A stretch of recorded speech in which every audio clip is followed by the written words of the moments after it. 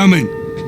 More than 2 years ago, when we were finishing Last of Us Part 2 and we were working on those flashbacks within that scene for the first game, we got excited with the idea of like, oh man, what if we made The Last of Us Part 1 to look as good, if not better, than what we have done with Last of Us Part 2, which we really pushed the boundaries of like what we could do from gameplay and a graphical standpoint, and felt like if we do that, we could actually come even closer to our original vision of what the first game would have been had we not been constrained by technology.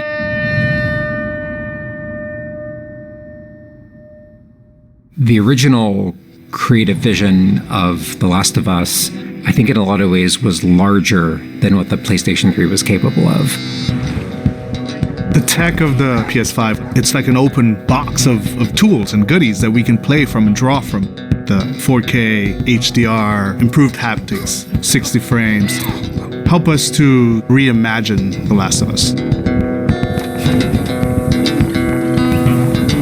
It gave us opportunities to rebuild our characters at the highest fidelity. Not only are the characters more detailed, I mean down to the irises and the pupil depth. You know, you fall into the eyes of the characters. Aside from that, the facial animation is just way more believable. Like all the nuances, all the little subtle reactions, glances, glares, right? Like you get all of it almost closer to sort of the original performances.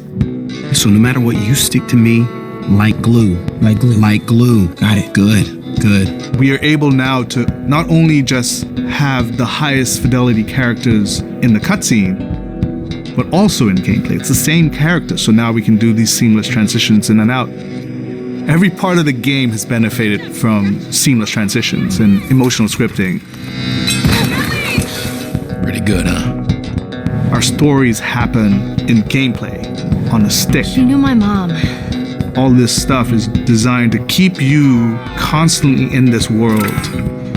Riley, come here. Now you got this, go.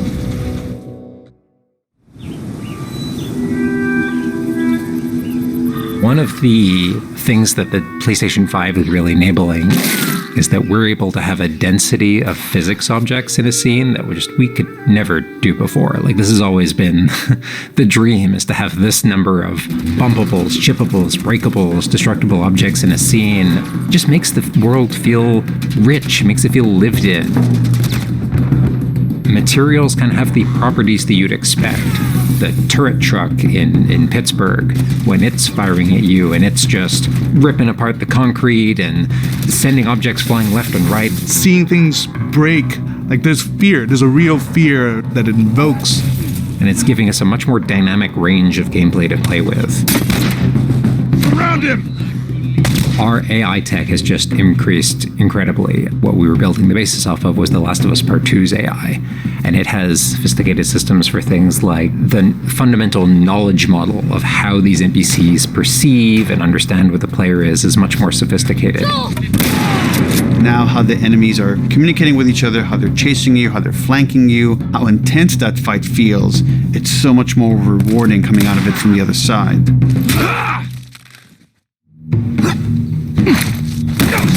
Get out! One of the other big AI improvements is the buddies. The buddies technology that we developed for The Last of Us Part 2 has this very sophisticated understanding of like, okay, this is where the enemies can see their exposure. We not only have exposure, we have future exposure. So buddies can know, okay, that enemy is walking forward and they're about to round this corner. So in 3 seconds, that corner is going to be exposed. So I'd better move now to avoid this enemy seeing me. This really lets the buddies make very complex decisions and maintain that feeling of stealth much more believably. Another big enhancement to the gameplay is that we have this technology called motion matching. Motion matching is this technology that's basically using logic that tries to match the desired movement to a bucket of hundreds of animations. A mocapped actor has gone in and run this whole gauntlet of movements to get a really full set of all the different ways a person can move. And then it's basically every frame trying to find the best matching animation that fits the path of where the character is going to go. And this motion model just gives this really seamless sense of transition. The player's movement is just a lot cleaner. It's this really smooth, organic movement through the space. first we just had to build that core experience. And then beyond that, we wanted to add several features that fans have been asking for. For example, we now have a permadeath mode. Along that, we've added a brand new speedrun mode, so players can time themselves. There's a whole community of gamers that just want to see how fast they can play through this game. Beyond that, we added a bunch more of unlockables. So there's all these different outfits for Ellie and Joel that people can unlock. A model viewer mode, so people can really appreciate the details. We added award-winning accessibility features.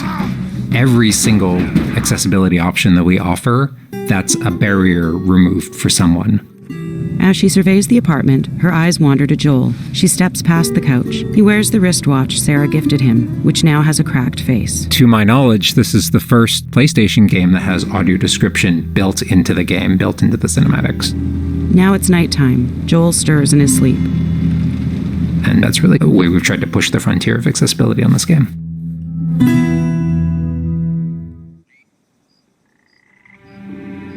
So much of the identity of The Last of Us is the world. We revamped completely the art direction. Everything from these expansive vistas that not only are they beautiful, but you feel the environments. You feel the environments in a much more visceral way. The rooftops overlooking the Capitol building, for example, like just the breath of fresh air when you go up there and you feel that sort of release in tension.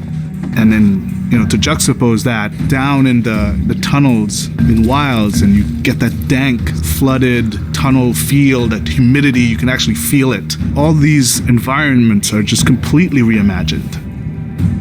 Now we got our engine on the PS5, those haptics, the 3D audio, the fast loading. It really creates a much more immersive, and because of that, much more emotional experience. One of the things I absolutely love with the 3D audio in The Last of Us Part 1 is being able to hear an enemy before they sneak up on you. And trying to do a stalker fight with the 3D audio is just so much fun. You're hearing them skitter around in a different room, and you're hearing them trying to get it behind you.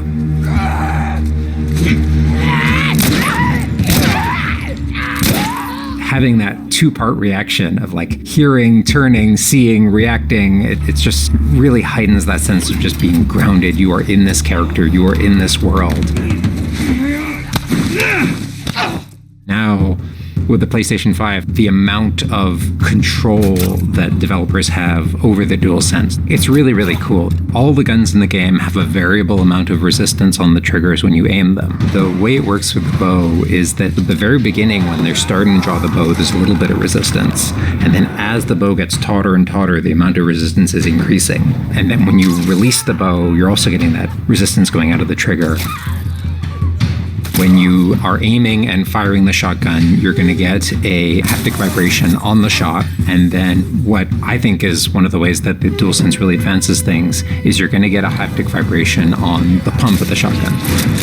And what's much more sophisticated about that on the DualSense is that in effect has a little like speaker in it. And it's playing an audio file that comes through in the vibrations.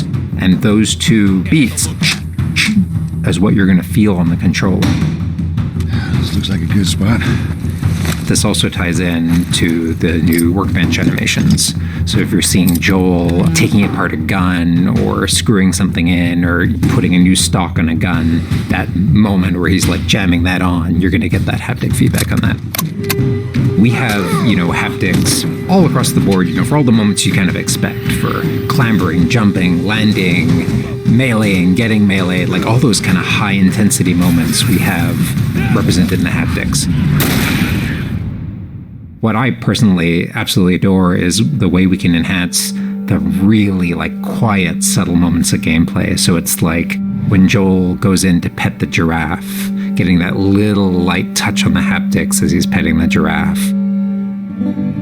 To me, that's the essence of The Last of Us. It's the high tension moments, it's the low tension moments, it's all of it feeling grounded. It's you're feeling immersed in this world. It's all about bringing you along with that story in as many ways as we can. And that's what the new technology on the PlayStation 5 is allowing.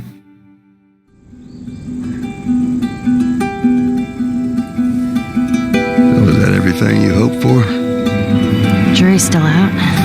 There's something special about that core experience of playing as Joel and Ellie on this journey.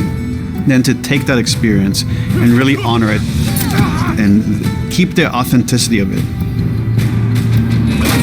but elevate it in every way possible, whether it's pipeline, whether it's art direction, whether it's a technology, everything that allows us to make that experience better.